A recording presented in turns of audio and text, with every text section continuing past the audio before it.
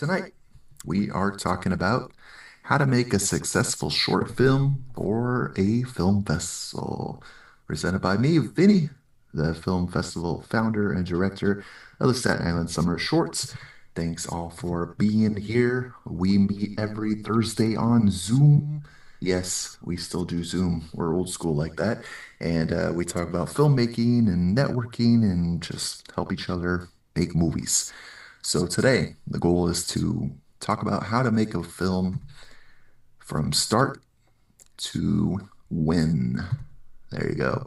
Over the course of 20 years, I've been fortunate to produce close to 50 short films, and I would say about 85% of them proudly have been either in a festival, have won an award, and that is in a film festival or just an online film contest. So it's pretty cool. It's been fun. So steps to winning, making an award-winning film, because we just don't want to make movies. We want to make award-winning movies. So easiest way to break this down is there's pre-production, production, post-production, and then submitting to the right festival. Now you'll notice the right is a different color because I will show you guys later at the end of this program where I even made the mistake of submitting to festivals and then I'd go back and be like, why'd they disqualify me? Why'd they not like my movie? Why'd they hate my movie? And then I'd read the rules and go, oh, because I submitted to the wrong festival or the wrong category. So we don't want to make that mistake. And it's so embarrassing. And I'm so vulnerable with all of you guys because you are all my friends. And I'll be happy to be like, hey, look how dumb I was. But hey, always learn the hard way, right? So here we go. Let's break into this. So pre-production. Number one, you gotta have a script. A script is your roadmap to making your movie. Um, my buddy Anthony on the screen there, we've done film contests where we're like, hey, so you want to make a movie? Okay. So we'd show up, we'd meet at a location, and I'd look at him and say, so what are we filming? And he'll be like, I don't know.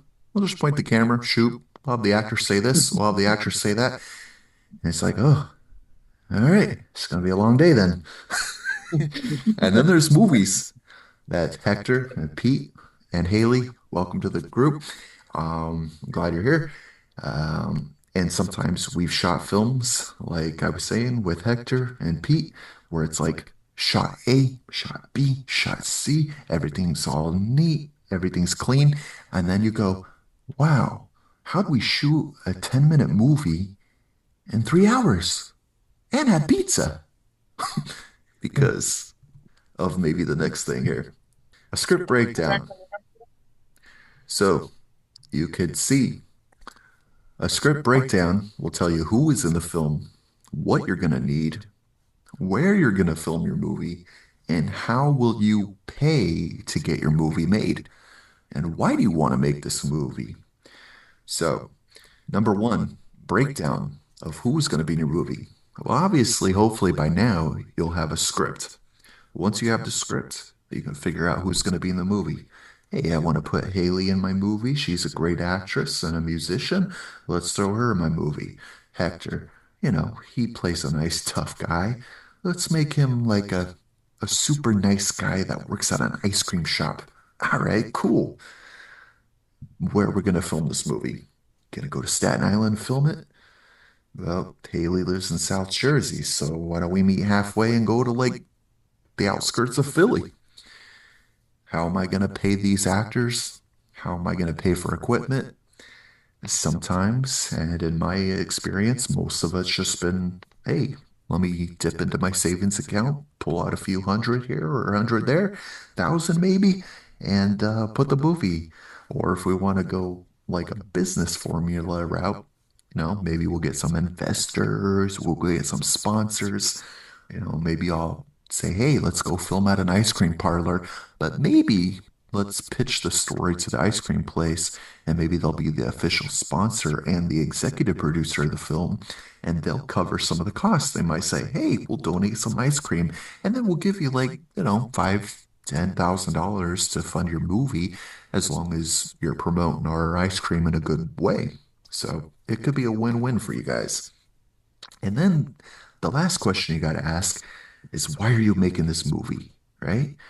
I just did a film last weekend with a friend of mine, and the whole point of it was, let's just make it just for fun.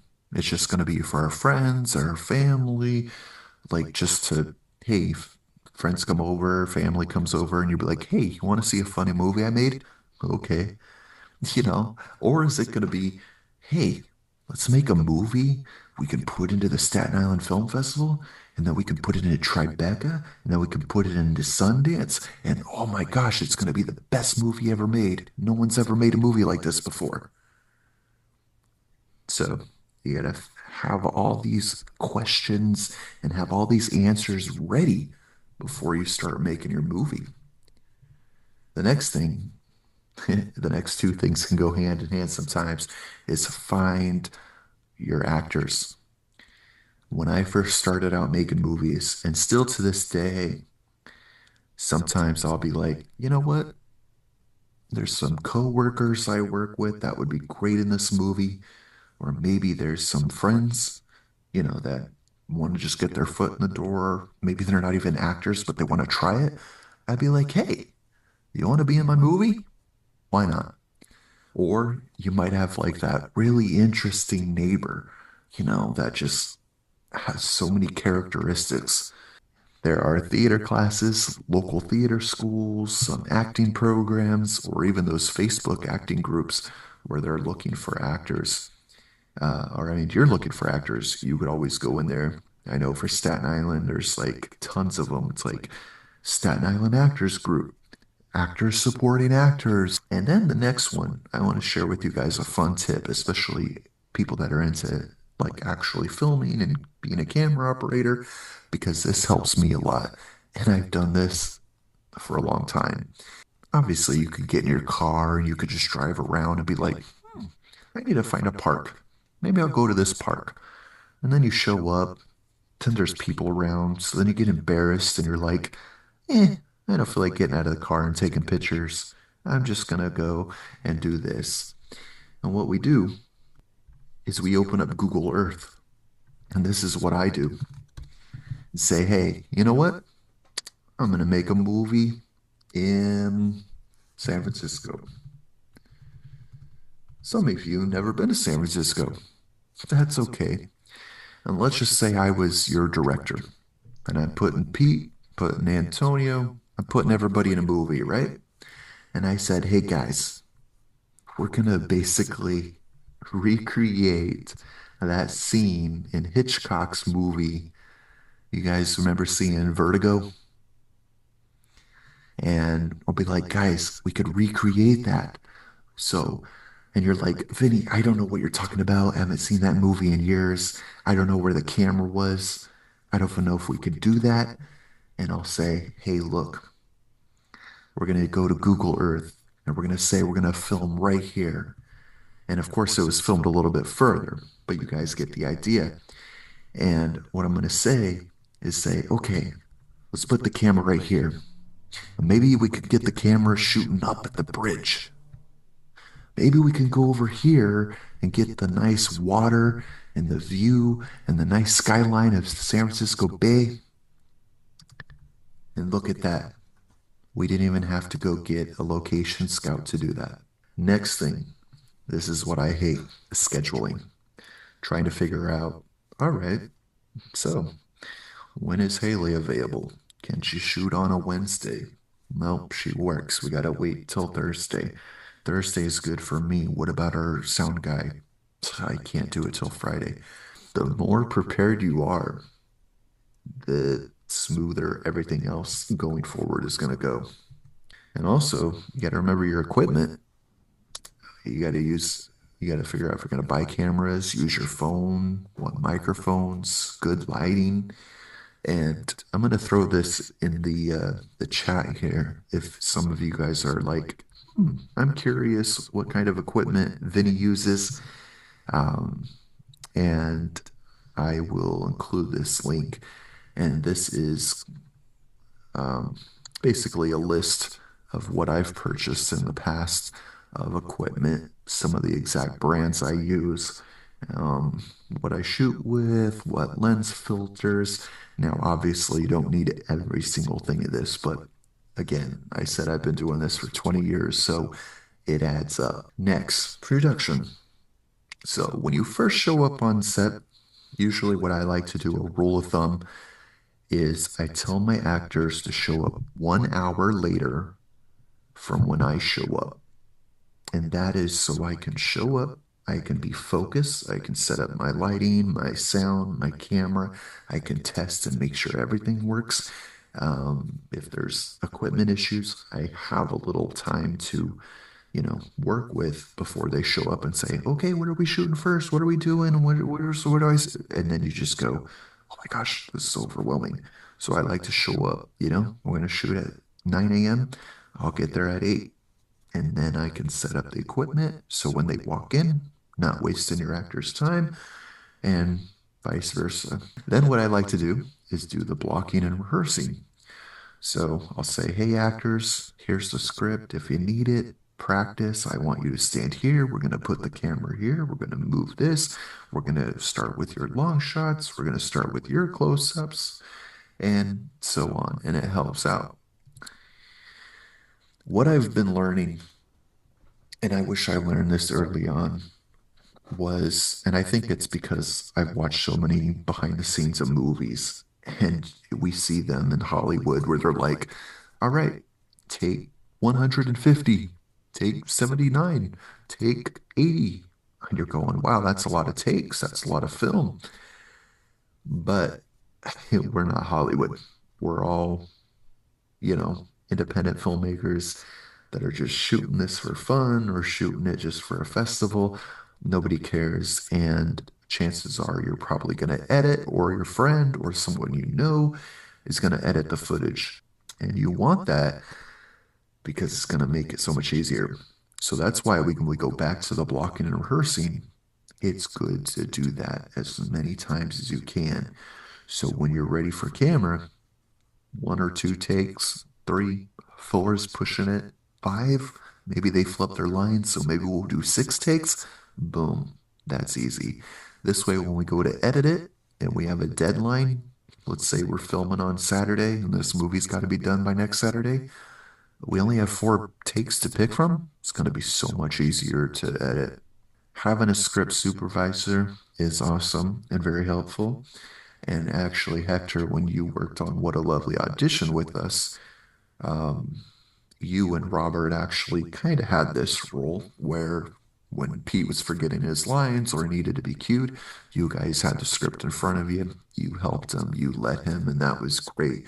Um, and this also, not only you do that, but what I was doing the whole time when we were shooting that film is that I was marking which takes were good for the editor, which also happened to be me because there's so much going on set that you often forget. So having an extra hand script supervisor to say, hey, you know what? Take number 5 was the best take. So then when the editor gets those notes, they can just boom, edit so fast. Check your audio at all times. Now, I'll tell you this, a lot of films in the film festival in the last 4 years that have came through, some of them have been shot on amazing cinematic cameras. And I'm just like, whoa. And even I get jealous. I'm like, wish my video looked that good. But then the audio starts, and then the actors start talking. And then it's like, hey, Cindy, how are you? Good, Michael. That's wonderful, Cindy. And then it's like, whoa, the audio is so bad. Or they might be talking and you got a helicopter above their head, and then they start talking, and then they're like, hey, Cindy, how are you? And then she's like, oh, I'm good. And then it jumps to his cut and it's quiet. And it's like, man, this movie would have been great if they didn't have a helicopter or if they reshot it. or they redub the audio, they did anything, but a lot of times people aren't knowledgeable and they don't know the audio aspect of it, and that's okay when you're starting out. But if you want your films to be award-winning films in festivals, the audio is the key. Then, of course, here comes editing. I have a Macintosh and I use Final Cut Pro. I paid for it back in, I think, 2010 was like the newest version of Final Cut. It's called Final Cut X, and I paid $2.99. Haven't paid a penny since. There is iMovie, which is free. DaVinci Resolve is free. There's also a paid version of it if you want like unlimited time and different timelines and special effects and whatnot, which is really not necessary, but it helps. Adobe Premiere, a lot of jobs, and when I say jobs, I'm talking about like a full-time paid editor position. News stations, they have their own version called Grass Valley, which is another editing program that is primarily used for news stations. And Rachel could have touched upon that too last week or a couple weeks ago. Adobe Premiere, it's great. I've used it. It's the only thing I don't like is that it's a monthly subscription fee and you actually have to pay like the yearly fee upfront. So when you're like, oh my gosh, it's like $400 for the whole year, and then you're like, I could just buy Final Cut once and then it's good for the next few years. A new editing program that's on the rise is called CapCut, and it's completely free. It's Windows and PC friendly, which is great. Um, and I started off editing on Windows, and I used to use Pinnacle Studio. They have now Pinnacle Studio Pro, and I got that at Best Buy back in the day when I was editing on VHS VCRs. I would hook my VCR up to this little adapter, and I'd kill my parents' personal computer because I didn't know anything about RAM and speed and gigabytes and all that. So I'd be like, oh, here's a 2 hour family home movie tape. And I'd put it in, and my dad would go pay the bills and say, why is the computer not turning on? Oh, I guess you ran out of memory. It ran out of room. My bad. There's Windows Movie Maker. Again, CapCut. Adobe Premiere is for a little bit more advanced too, like I was saying, but you got to watch out with that monthly subscription fee, yearly subscription fee, which is a pain in the butt. A lot of times, these programs offer trials, which I recommend.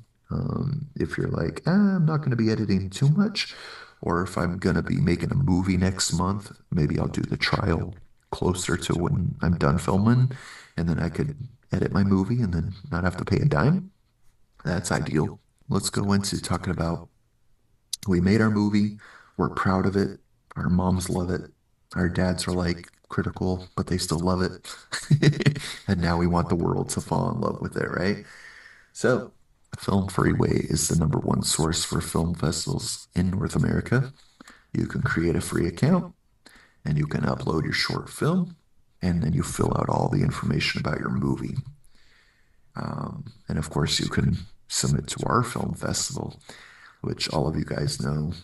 This year, it used to be 20 minutes, but this year we want to be able to fit more films, so we're shortening the program by accepting 15 minutes and less short films. All films, I will say this, I don't get to pick any of the movies. We actually have a panel. We have like three or four. Each year it changes. Last year we had four. This year we might only have three judges. They sit there on a weekend. They watch all the submissions. They write notes. They dissect them. They come to me and they say, okay, Vinny, we picked 10, 15 short films we want to play at the festival. And I say, okay, sounds good. And then they do another screening, and then they have a list of awards that we picked out, and they'll say, oh, this one should be the best actor. This one should be a really great actress. And they kind of pick all the awards, which is fun. So all the films, they're going to get narrowed down, and this year will be June, or next year, June 21st, 2025, in New Dorp. We're not going to have it at the Dutch Reformed Church this year or next year, but all the proceeds, tickets, submissions are still going to the Reformed Church's historic Port Richmond Preservation Association, which is always a mouthful. But yeah, which is great. It's always a red carpet event. What we're going to do is we're going to go over to Film Freeway now. And if you haven't used Film Freeway, I'm going to give you guys a little inside edition tips. So, Film Freeway, you go there and you create an account, and there we go. What a lovely audition. That was a fun film. So, I go in there and I fill out the credits and I fill out all my information, put some behind the scene pictures. Hey, I know those guys. Nice. And here's the film. And now I'm ready to submit it to a festival. So what I can do is I can go to browse festivals and I can say, oh, look, Tribeca. Let's see if we can get our film into Tribeca, right?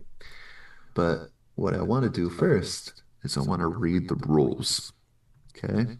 And I'll show you guys why that's really crucial and important. So they have a lot of rules. Blah, blah, blah, blah. Have submitted projects must not have screened in New York region, have had any public screening broadcast. So since our film's on YouTube, it would be pointless to show it because they would do a Google search and they'll see it on YouTube and they'll say, people have already seen this movie. Why do we need to show it? All right. That's what Robert De Niro is going to say. And I don't even think he watches these submissions anyways. So what the heck? I will say the price is not bad. $50, especially for being one of the top film festivals in the nation. All right. So you want to go in, let's just say, Staten Island. I want to go to the Staten Island Summer Shorts and I want to submit my movie. All right. So I give you some advice. What you want to do is you want to look at the background of this festival. You want to make sure that they're reputable. You don't want to just say, hey, is this festival? Never heard of it. How many people show up? How many awards do they give out? Let me go down and look at the reviews. Let's see here. Okay. Yeah, people are saying, oh, it's a great festival. Okay. Let me look at the photos. Oh, they got a red carpet. That's cool. Oh, looks like they got somewhat of a full house. Okay. Yeah. Wow. People got trophies. Okay, I like that. Oh, look at that guy. He looks happy to be there. Great. All right. So you want to be careful when you're submitting your film to a festival. You just want to make sure that it's legit, it's reputable, it's going to be worth your time and energy, and of course, your money. There are free festivals out there, but again, you just got to be careful. Some of the festivals out there are kind of leery as far as they will take partial ownership of your film. So you got to really do your research, do a Google search on these festivals. You just got to be careful. At the Staten Island Summer Shorts Film Festival, we basically take your movie, we show it at our screening, and then boom, we're done with it. And then we do it again next year. We don't keep your movie, we don't re-edit, etc. Um, so you just got to be careful with that. Read the fine print. Um, there's festivals out there that are actually like circuits, like tournaments, where you submit your film to a festival, and then if your film does well there, they might play it at another festival on a larger scale, and so on. So you just gotta do research and see if your film even needs a certain audience for that. But film festivals in general are great for networking, for the potential of someone seeing your work and enjoying it and wanting to hire you for their projects. So it's always like playing the lottery. Sometimes it's worth it, and sometimes it's not. So you just got to live and learn. But I hope you guys enjoyed tonight's session. I hope it was informative. Hope you guys got something out of it. And again, you guys can join us next week on Zoom. You can follow us on our Facebook page, Staten Island Summer Shorts, SI Summer Shorts, and you can find us. And we'll be posting the Zoom link on Thursday afternoon, and then Thursday evening, we will be talking about more about film and television, and hoping you will be encouraged to make your own short film to submit for our Staten Island Summer Shorts fourth annual International Film Festival. And again, my name is Vinny, and it was great talking with all of you guys. And now we're going to open it up to questions.